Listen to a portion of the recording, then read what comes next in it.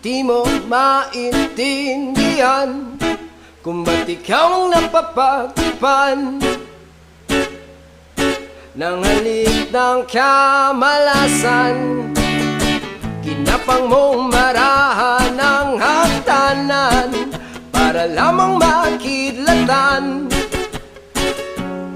sa kaitaas-taasan. Ngunit kaibigan, huwag kang magpapasindak. Kaibigan, easy lang saya. Dahil wala rin